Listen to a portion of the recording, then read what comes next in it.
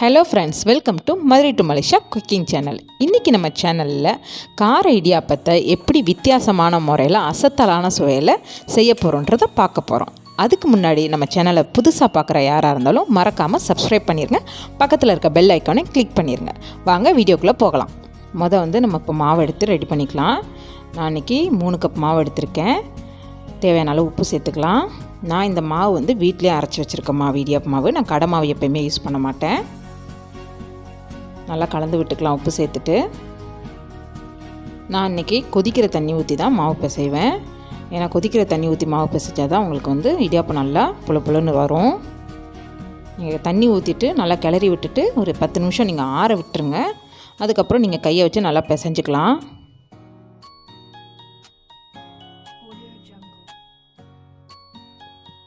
மாவுக்கு ரொம்ப தண்ணி ஊற்றாமல் கொஞ்சம் கொஞ்சமாக அளவாக ஊற்றினா தான் மாவு கெட்டியாக இருக்கும், இல்லைன்னா ரொம்ப கரைஞ்சிரும்.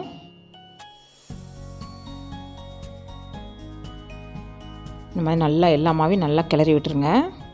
பாருங்கள், இப்போ நல்லா ஆறிடுச்சு. கையில் பிசைஞ்சிக்கலாம். இந்த அளவுக்கு கொஞ்சம் கெட்டியாக இருந்தால் தான் இடியாப்பம் நல்லா புல புலன்னு இருக்கும், இல்லைன்னா ரொம்ப கஞ்சி மாதிரி இருக்கும்.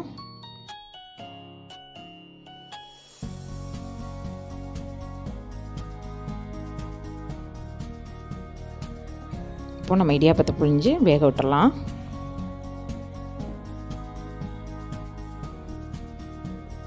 என்கிட்ட கட்டை இல்லை, அதனால் நான் அந்த மாதிரி சில்வர் இதில் தான் புளிகிறேன்.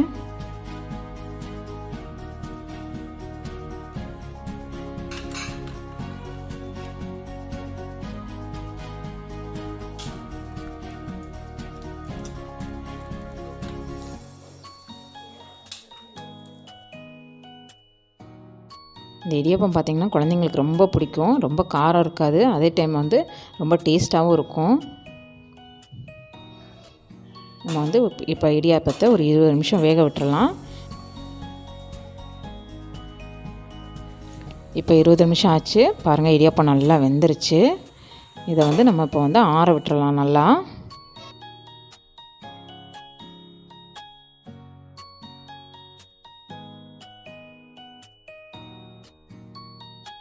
பாருங்கள், இடியாப்பம் ஒட்டாமல் வந்துருச்சு. அப்போ நல்லா வெந்துருச்சுன்னு அர்த்தம்.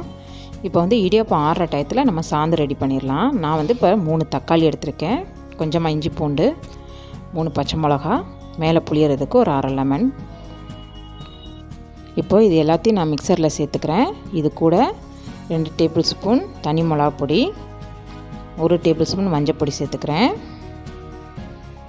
இப்போது இந்த சாந்துக்கு தேவையான அளவு உப்பு. பாருங்கள், இப்போ நல்லா வலுவலுன்னு அரைச்சி எடுத்துட்டேன். இப்போ இதை நம்ம தாளிக்க போகிறோம். தேவையான அளவு நல்லெண்ணெய் விட்டுக்கோங்க. கடுகு உளுந்த பருப்பு தாளிக்க.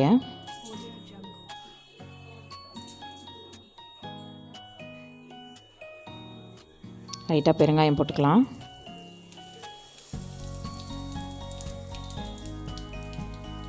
கொஞ்சமாக கருவேப்பிலை.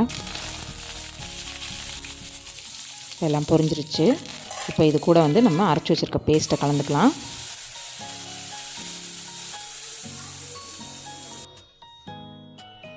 இப்போ பாருங்கள், இதை நல்லா கிளறி விட்டுட்டு இதை ஒரு 20 நிமிஷம் நம்ம நல்லா கொதிக்க விட்டுறலாம்.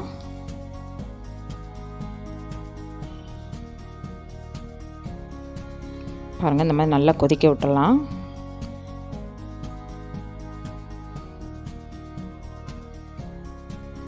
ரொம்ப வற்றணும்னு அவசியம் இல்லை, கொஞ்சம் பச்சை வாடை போகிற வரைக்கும் நம்ம கொதிக்க வச்சிடலாம்.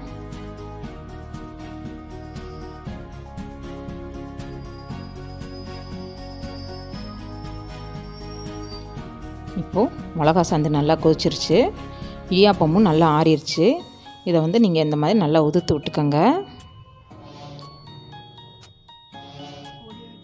இடியாப்பத்தை நல்லா உதுத்து விட்டுட்டு இதை இப்போ நான் வேறு பாத்திரத்தில் மாற்றிக்கிறேன், அப்போ தான் கிளற முடியும். இப்போது நம்ம அரைச்சி கொதிக்க வச்சுருக்க சாந்தை இதோடு சேர்த்துக்கலாம். உங்களுக்கு தேவையான அளவு சேர்த்து நீங்கள் கிளறி விட்டுக்கலாம், ரொம்ப சேர்க்க வேண்டாம். இப்போ இதில் ஒரு 1/2 லெமன் புழிஞ்சிக்கலாம். இந்த மாதிரி நல்லா கிளறி விட்டுக்கோங்க.